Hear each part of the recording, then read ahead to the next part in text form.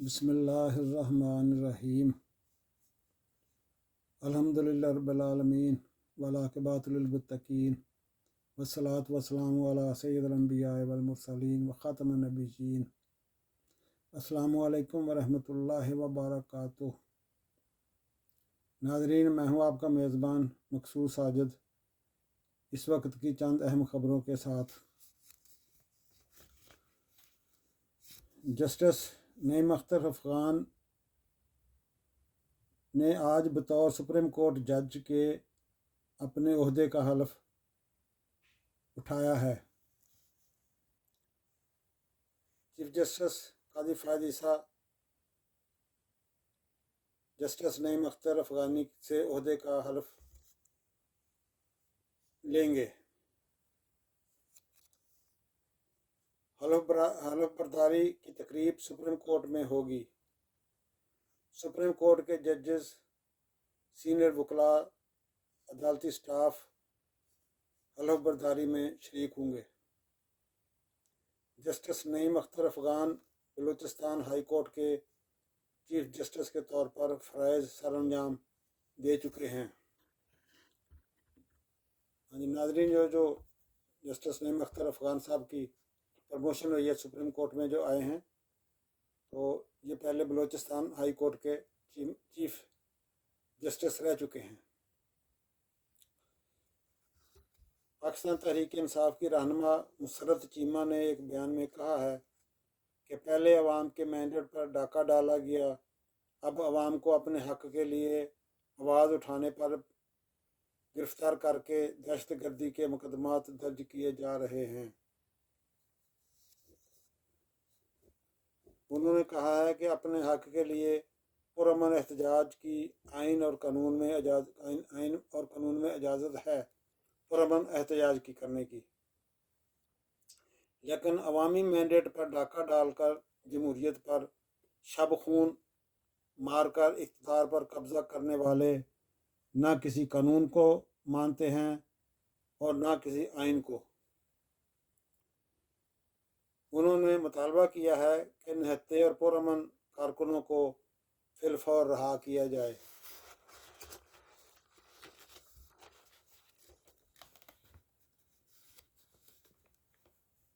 حال ہی میں پاکستان مسلم لیگ نواز کی جانب سے خواتین کی مخصوص نشستوں پر ایم این اے بننے والی مریم اکرام کا فیصلہ بہت پہلے ہو چکا تھا، یعنی ان کی سیٹ کا ایم این اے کی سیٹ کا فیصلہ بہت پہلے ہو چکا تھا،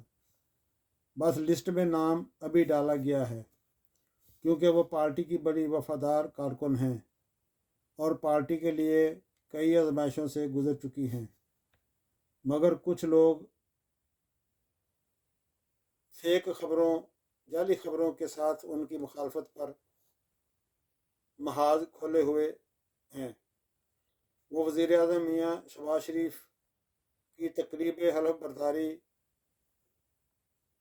کے لیے اسلام آباد بھی گئی تھیں اور میاں شہباز شریف صاحب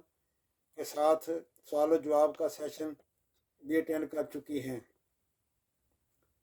اس کا میرٹ پر اسمبلی کا کارکن بننا کچھ ناعاقبت اندیش لوگوں کو ہضم نہیں ہو پا رہا ہے۔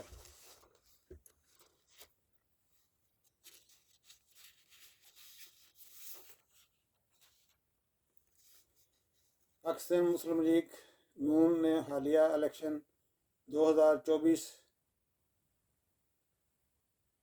جس میں ان کا سلوگن تھا کہ پاکستان کو نواز دو کے نعرے پر لڑا ہے، مگر حالات کا بغور جائزہ لیا جائے تو اس الیکشن کے جاری ہونے والے رزلٹ میں نہ میاں نواز شریف کہیں نظر آتے ہیں اور نہ ان کے حامی اراکین۔ ناظرین، ویسے تو پاکستان مسلم لیگ بڑی لمبی چوڑی جماعت ہے، لیکن ان میں کچھ ممبران جو ہیں وہ میاں نواز شریف صاحب کے وزیر اعظم بننے کے حق میں تھے اور کچھ شہباز شریف صاحب کے۔ اسی طرح الیکشن میں بھی جو رزلٹ آیا ہے تو اس میں ایسے ہی تقسیم نظر آئی ہے کہ زیادہ وہ لوگ جو میاں شہباز شریف کو وزیر اعظم دیکھنا چاہتے تھے وہ کامیاب ہوئے ہیں، تو دوسرے جو ہیں میاں نواز شریف کو چاہنے والے تو ان کا اتنا رزلٹ اچھا نہیں رہا، ماسوائے اکا دکا کارکن کے وہ ایم این اے وہ بنے ہیں جو زیادہ جو میاں شہباز شریف کی فیور کے تھے، معاف کرنا۔ اور میاں شہباز شریف کے وزیر اعظم بننے کے بعد اب جو کابینہ بنی ہے اس میں وہ لوگ آئے ہیں جن کا میاں نواز شریف سے کوئی تعلق نہ ہے۔ یہ بھی ایک بات قابل غور ہے۔ اب جو کابینہ بنی ہے تو اس میں میاں نواز شریف صاحب کے فیور کے لوگ یا جن کو وہ پسند کرتے تھے وہ نہیں آئے، اگر آئے بھی ہیں تو ان کو وہ عہدے نہیں ملے، وہ وزارتیں نہیں ملی جو وہ میاں نواز شریف صاحب چاہتے تھے۔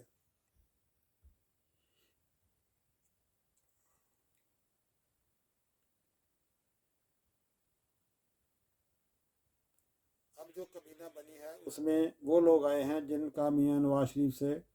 کوئی تعلق نہیں ہے، بلکہ اب مبینہ طور پر اطلاعات ہیں کہ میاں نواز شریف کو موجودہ حکومت کو دیک پر بیٹھ کر بھی چلانے یا گائیڈ کرنے سے روکا جا رہا ہے، یعنی مزید جو ہے اس کی ستم ظریفی کہہ لو کہ میاں صاحب کو اس بات سے بھی منع کیا جا رہا ہے کہ آپ نے ان کو ٹوکنا نہیں ہے، یہ جیسے گورنمنٹ چلتی ہے ان سے ان کو چلانے دو، تو آپ نے بیٹھ کے پیچھے سے نہ گائیڈ کرنا ہے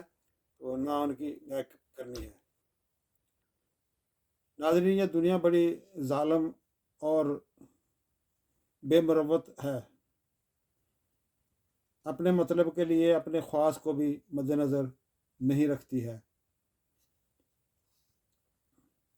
D C Islamabad Irfan Nawaz Memon, S S P operation Jamil Zafar اور ایس ایچ او ناصر منظور کی توہین عدالت کیس میں سزا کے خلاف اپیلوں پر اسلام آباد ہائی کورٹ کے 2 رکنی بینچ کی تشکیل کا معاملہ طوالت اختیار کر گیا ہے، یعنی بینچ نہیں بن رہا، ان کا جو ان کی جو سزا ہوئی ہے اس کے خلاف جو انہوں نے اپیلیں کی ہیں وہ سننے کے لیے 2 رکنی بینچ چاہیے اسلام آباد ہائی کورٹ سے، جو کہ نہیں بن رہا۔ 5 مارچ کو ہائی کورٹ کے جسٹس طارق محمود جہانگیری کی سماعت سے معذرت پر بینچ ٹوٹ گیا تھا، اور چیف جسٹس اسلام آباد نے کہا تھا کہ نیا بینچ تشکیل دے کر 7 مارچ کو سماعت کی جا سکے گی، لیکن آج 11 مارچ کو بھی تینوں سزا یافتہ مجرموں کی سزا کے خلاف اپیلوں پر بینچ تشکیل نہیں دیا جا سکا۔ 1 مارچ کو ہائی کورٹ کے جسٹس بابر ستار نے سزا کا فیصلہ دیا تھا اور خود ہی سزا معطل کرتے ہوئے فیصلے میں لکھا تھا کہ اپیل میں 2 رکنی بینچ کی طرف سے 1 ماہ کے اندر سزا معطل نہ ہو پانے کی صورت میں تینوں افیسران کو جیل بھجوا دیا جائے۔ ناظرین، یہ بڑا دلچسپ جو ہے فیصلہ ہے جناب جسٹس بابر ستار صاحب کا، کہ انہوں نے سزا بھی دی ان کو، جو یہ افیسران تھے جو بار بار 3 ایم پی او کا اور 16 ایم پی او کے بہانے سے لوگوں کو بار بار جیل میں ڈالتے رہے، تو باوجود عدالت کے منع کرنے کے یہ لوگ منع نہیں ہوئے۔ اپنی طاقت کا نشہ ہوتا ہے نا جی، تو مطلب باقی انسانوں کو تو یہ انسان سمجھتے نہیں نا، یہ نہیں سمجھتے کہ کسی بندے کی عزت ہے، کسی بندے کے معاشرے کے اندر کوئی وہ بیٹیوں والا بھی ہے، وہ دمادوں والا بھی ہے، وہ نواسیوں والا بھی ہے، پوتیوں پوتوں والا بھی ہے، تو اس کو بار بار جیل میں ڈال رہے ہیں ہم۔ تو ناظرین، یہ ہماری بدقسمتی میں کہہ سکتا ہوں، بس جان کے مان پاؤں تو مطلب نہ کوئی کسی کی بزرگی کو دیکھتا ہے، نہ کسی کے مطلب اس کی ایج دیکھتا ہے، نہ اس کی وہ کسی مطلب اس کی نمازیں بھی اچھی نہیں لگتی۔ بڑے افسوس کی بات ہے، اور خاص طور پہ ہماری پنجاب کی پولیس اس قدر، میں کل پر ایک کلپ دیکھ رہا تھا، بڑا مجھے دکھ ہوا ہے کہ ایک سادے کپڑوں میں بندہ جو ہے اس کو گرفتار کر رہا ہے، بچہ نوجوان بچہ ہے، اور دوسرا بندہ آیا، اس نے اس کو موٹر سائیکل کے اوپر سے جیسے چیل لی کسی چوزے کو اچک لیتی، اسی طرح اس نے موٹر سائیکل پہ یہ نہیں کہا کہ یار موٹر سائیکل اسٹینڈ پہ لگا دو، ایک سائڈ پہ کھڑی کر دو، اور اس کو ایسے پکڑ کے پھینکا جیسے جانوروں کو نہیں ویگن کے اندر ڈالتے۔ پتہ نہیں ہم کہاں جا رہے ہیں یار، ہم نے اس لیے کہ یہ ملک آزاد کروایا تھا، بڑا دکھ ہوتا ہے، کہاں جائیں گے ہمارے بچے، کہاں جائیں گے؟ ہم کہاں پر بڑھاپا گزار رہے ہیں؟ کیا کر رونا رویا جائے؟ اتنے اختیارات دے دیے ہیں پولیس کو، اتنے اختیارات دے دیے ہیں۔ ابھی میرے سامنے واقعہ ہے کہ مکان بیٹے کا ہے، پرچہ باپ پہ دے دیا، وہ کرایہ داری کا ایکٹ جو ہے، یہ بھی ان کے ہاتھ میں وہ بٹیرا آ گیا پولیس والوں کے، کہ جب پرچے جس مہینے میں پورے نہیں ہوتے جا کے کرایہ دار کو چیک کرتے ہیں، لا کے مالکوں کو لا کے دیتے ہیں اور پرچہ دے دیتے ہیں۔ کتنے افسوس کی بات ہے، باپ کا نام مکان ہی نہیں ہے، بیٹے کا مکان ہے، بیٹا کہیں باہر ہے اس کا، ٹھیک ہے نا جی، تو باپ کے نام کا کاٹ کے پرچہ اس کو جناب قابو کر لی، پکڑ لی۔ تو ہے سننے والا اس ملک کے اندر؟ وہ بزرگ آدمی سفید داڑھی، میری عمر کا بندہ سمجھ لو، اس نے پیسے بچارے اس نے جا کے جج صاحب کو پہلی پیشی پہ یہ کہا، روزے کا مہینہ تھا، اس نے کہا جی مہربانی کرو مجھے جرمانہ لگا دو، میرا گناہ، حالانکہ اس کا مکان ہی نہیں بیچارے کا، جان چھوڑانے کے لیے اس نے جج صاحب کو خود کہا کہ جناب مجھے لگا دو، اب میں رمضان میں کہاں پیشی بھگتا پھروں گا۔ اتنی زیادتی کرتے ہیں پولیس والے یار، کوئی سننے والا نہیں ہے۔ پتہ نہیں ہم نے مرنا نہیں ہے، ہمیں مرنا بھولا ہوا ہے۔ ٹھیک ہے یار، آپ کے پاس اختیارات ہیں، لیکن جو آپ کے سامنے بنتا ہے اس کی کریڈیبلٹی تو دیکھ لو یار، اس کی عمر دیکھ لو، وہ کیا منہ دکھائے گا گھر والوں کو جا کے؟ بار بار پکڑ رہے ہیں، اور ڈی سی صاحب دیکھو، میمن صاحب، یہ ہماری بیوروکریسی جو ہے وہ خاص طور پہ اس الیکشن میں، ناراض نہ کوئی ہونا میرے دوستوں، تو میرے دل میں بڑی عزت ہے آپ کی، لیکن اس الیکشن میں آپ بالکل آپ ننگے ہو گئے، ایکسپوز ہو گئے۔ جتنی گڑبڑ کی ہے، جتنا فارم 47 کی کمی بیشی ہے، 45 کی 47 کی، آپ لوگوں نے ریٹرننگ افسروں نے کی ہے۔ کہاں آپ کھڑے ہیں؟ کیا آپ کی مطلب جو معاشرے میں عزت ہے؟ اب سب جگہ جگہ یہی لوگ باتیں بناتے ڈسکس کرتے ہیں کہ بیوروکریسی دفتروں میں ایسے ہی کرتی ہے۔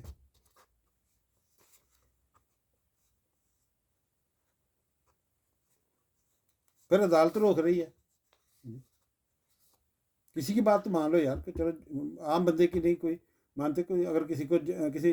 جج صاحب نے، جسٹس صاحب نے کوئی ریلیف دے دیا ہے تو مہربانی کرو اس کو تو چھوڑ دو، لیکن نہیں، قسم کھائی ہوئی ہے بس۔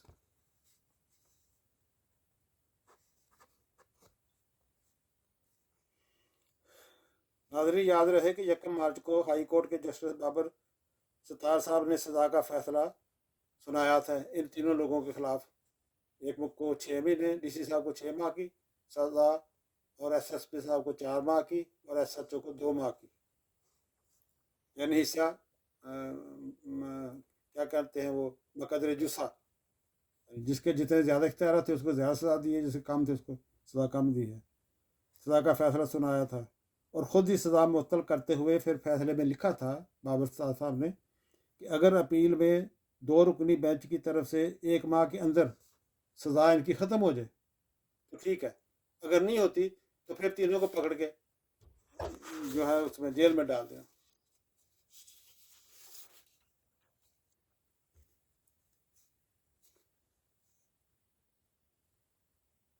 ناظرین، وفاقی کابینہ کی تشکیل کے ساتھ ہی نئی بننے والی حکومت کو سب سے بڑا چیلنج معیشت کے حوالے سے درپیش ہوگا۔ آئی ایم ایف کے معاہدوں کی صورت میں پاکستان معیشت کو اپنی جگہ پر آنے کے لیے کچھ عرصہ درکار ہوگا، مگر ایک اور امید یہ بھی ہے کہ میاں شہباز شریف کی صورت میں اب خادم پنجاب کی بجائے خادم پاکستان بن کر میاں شہباز شریف صاحب نے مورچہ سنبھالا ہے، جس نے 2022 میں اپنی سیاست قربان کر کے ملک کو ڈیفالٹ ہوتی ہوئی ریاست کو بچایا تھا۔ کابینہ میں شامل پرانے لوگ، سیزنڈ پرسن جو ہیں، تجربے کے لحاظ سے، عمر کے لحاظ سے نہیں کہہ رہا، تجربے کے لحاظ سے، جیسے حسن اقبال صاحب ہیں، خواجہ آصف صاحب ہیں، تو ایسے لوگ جو ہیں ان کو میاں شہباز شریف کی ہیلپ کرنی چاہیے تاکہ پاکستان کی ڈوبتی ہوئی معیشت جو ہے اس کو سہارا دیا جا سکے، کیونکہ تقریریں کرنے سے تو ملک نہیں چلا کرتے، ملک کو چلانے میں کوئی فرق نہیں ہوتا تقریریں کرنے سے، تو فزیکلی کام کرنے سے وہ کام نظر بھی آتا ہے، لوگوں کو اس کا ریلیف بھی ملتا ہے۔ اور امید ہے کہ مہنگائی اور بے روزگاری کا جن بھی قابو میں آئے گا اگر مل کر محنت کی جائے گی نا، ہیلپ کی جائے گی ایک دوسرے کی، تو یہ جو مہنگائی کا جن ہے اس پہ بھی کرنا چاہیے۔ ناظرین، لوگ، میں وہ بات نہیں کہنا چاہتا، لوگ اپنی عزتیں بیچنے تک جو ہے نا، جس کا والدین گھر یا بچہ بیمار پڑا ہوا ہے اس کے پاس پیسے نہیں ہے، کیا کرے گا وہ؟ اسی لیے تو ہمارے آوارگی ہمارے معاشرے میں بہت زیادہ ہے جی۔ آپ جانتے ہیں جو گندگی ہوتی ہے ادھر، اس کی ریزن یہ غربت ہی ہے۔ اب جس کا بچہ بیمار پڑا ہے اس کے پاس دوائی کے پیسے نہیں، علاج کے پیسے نہیں، اور اوپر سے ماشاء اللہ ہماری گورنمنٹ کو یہی کام ہے، ایک دفعہ بجلی مہنگی کر دی، پھر گیس مہنگی کر دی، پھر پانی مہنگا کر دیا، بس اسی جھنجھٹ میں یہی سبجیکٹ ہے ہماری گورنمنٹ کا۔ یہ بھی کوئی گورنمنٹیں ہوتی ہیں؟ امریکہ میں رہ رہا ہوں، میں آپ سے امریکہ سے مخاطب ہوتا ہوں، لیکن سوال ہی پیدا نہیں ہوتا۔ چیز کی کمی ہوگی لکھ کے لگا دیں گے آپ کہ یار پانی کی بوتلیں دو نہیں، آپ ایک لے جاؤ تاکہ پچھلے آنے والے کو بھی ایک بوتل مل جائے، یہ تو لے کے نوٹس لگائیں گے، لیکن یہ نہیں کریں گے کہ ماشاء اللہ پہلے اگر 40 روپے کی تھی، $40 کی تھی، اب 80 کی ہو گئی ہے، یہ نہیں وہاں ہوتا۔ اب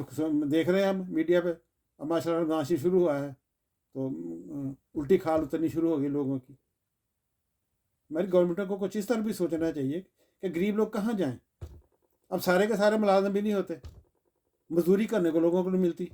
آپ کے سامنے ہے جو ماشاء اللہ جو ہمارے معاشرے کے اندر جو کام چل رہے ہیں، ہر جگہ انڈسٹری بھی نہیں ہوتی۔ ہمارے جس علاقے سے تعلق ہے وہاں کوئی انڈسٹری نہیں ہے، یا زمیندار ہیں یا وہ بھی پھر اللہ کے فقیر ہیں، دکاندار بھی زمیندار بھی۔ گورنمنٹ نے 30,000 تنخواہ مقرر کی ہوئی ہے، وہ 15,000 دیتے ہیں۔ کتنا ہر بندہ جو ہے غریب کے دبانے پہ لگا ہوا ہے، جو ساری رات بیچارہ گن پکڑ کے چوکی داری کرتا ہے، اس کو 15,000 ملتا ہے، جو دفتر میں بیٹھا ہے وہ پیچھے سے 30,000 35,000 لے رہا ہے اس کے حساب سے، پھر کوئی بولتا نہیں ہے۔ اسی طرح اسکولوں کا ہے، شرم آتی ہے بات کرتے ہوئے، 10,000 روپے پہ MSc پاس لڑکیاں نوکری کر رہی ہیں، 10,000 روپے مہینے پہ۔ تو ہماری گورنمنٹ کو اس طرح بھی کچھ سوچنا چاہیے۔ اب ماشاء اللہ ٹھیک ہے ان کی گورنمنٹ بن گئی ہے، اسٹیبل ہو جائیں گے آہستہ آہستہ، لیکن کچھ غریبوں کو ریلیف دینے کے لیے سوچ رہے ہیں۔ یہ آٹے کے تھیلے اور کھاد کی سبسڈی جو دکانداروں کو دیتے ہیں نا، یہ نہیں ذمہ داروں کو کچھ ملتا ہے، کو جی ذمہ دار کو وہی مہنگی ملتی ہے کھاد۔ اس کا بندوبست ہونا چاہیے، ذمہ داروں کے بارے میں سوچنا چاہیے۔ جب اس کی فصل آ جاتی ہے، اونے پونے خریدنے کے لیے سارے مطلب آ جاتے ہیں، گورنمنٹ کی طرف سے کوئی اس کو فیور نہیں، کوئی ان کو ریلیف نہیں ہے۔ جب کھاد لینے کے لیے جاتے ہیں، ہم خود ایک ذمہ دار، ہم خود ذمہ دار آدمی ہیں، ہم انہیں چنجروں سے جان چھڑانے کے لیے ہم اپنی زمینیں بیچنے پہ تلے ہوئے ہیں کہ بیچ دو یار، بارے نہیں کھاتی ہے، کیا کریں؟ تیل مہنگا ہے، اس کی وجہ سے ہل چلائی مہنگی پڑتی ہے، پھر کھاد مہنگی ہے، پھر پانی ہے، ادھر بڑے بڑے لوگ پانی چوری کر لیتے ہیں۔ کس بات کا رونا رویا جائے، کس کے آگے رویا جائے؟ تو ماشاء اللہ اللہ تعالیٰ آپ کو سیٹیں اور کرسیاں اور عہدے نصیب میں کرے جو لوگ گورنمنٹ میں آئے ہیں، لیکن کچھ غریبوں کے لیے بھی سوچو، تاکہ کل کو قبر کو مرنے کے بعد قبر میں حساب بھی ہونا ہے، پوچھا جانا ہے کہ آپ کو اختیارات تھا، آپ نے کیا کیا وہاں، تاکہ کوئی آپ لوگ ادھر جواب دہ ہو سکیں اور کوئی اپنے آپ کو سرخرو کر سکیں۔ بینگ مسلمان ہمارا ایمان ہے نا، ہم نے حساب دینا ہے۔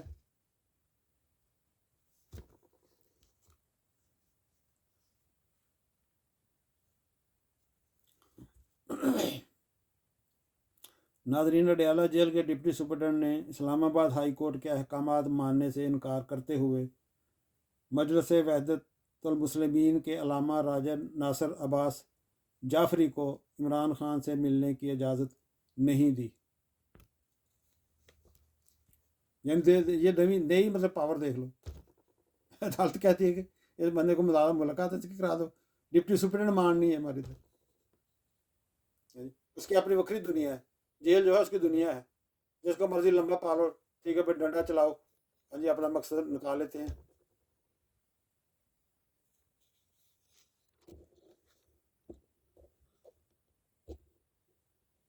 تو شیری آپ نے عدالت نے اس کو کہا ہے،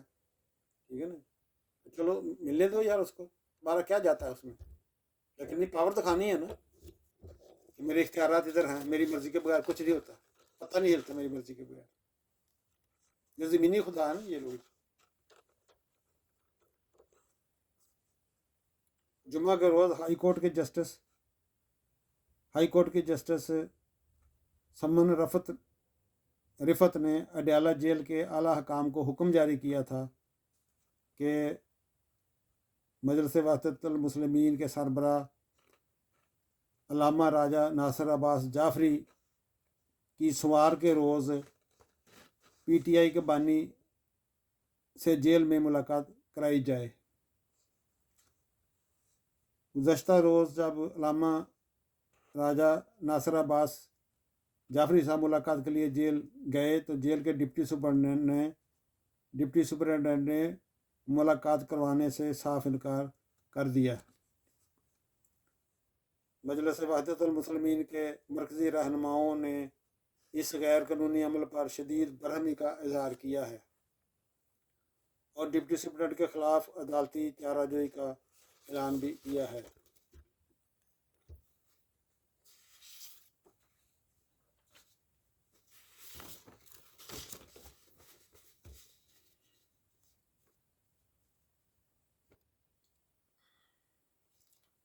नाज़रीन, एक सीनियर दानश्वर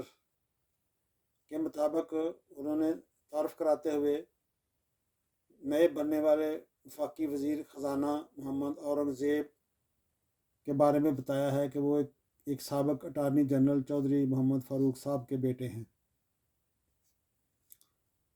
या अजीज़ हैं। पर उन्होंने तो बेटे क्या है, अजीज़ भी हो सकते हैं। तो जिन्होंने नवाज शरीफ साहब की दूसरी हुकूमत में, पाकिस्तान पीपल्स पार्टी की हुकूमत में आसिफ अली जरदारी के ख़िलाफ़ मुकदमा नंबर 98/1997, यानी पीरियड जो है 1997 है मुकदमे का, और मुकदमा नंबर है 98 में स्विस हुकूमत को लेटर लिखा था कि आसिफ अली जरदारी साहब का मनी लॉन्ड्रिंग के ज़रिए बैंकों में रखा हुआ $60 मिलियन पाकिस्तानी अवाम की मलकियत हैं। मुल्क का ये लूटा हुआ पैसा पाकिस्तान को वापस किया जाए। आज वही मोहम्मद औरंगज़ेब साहब वफाकी वज़ीर ख़जाना हैं और जनाब आसिफ अली जरदारी साहब सदर मुमलकत हैं।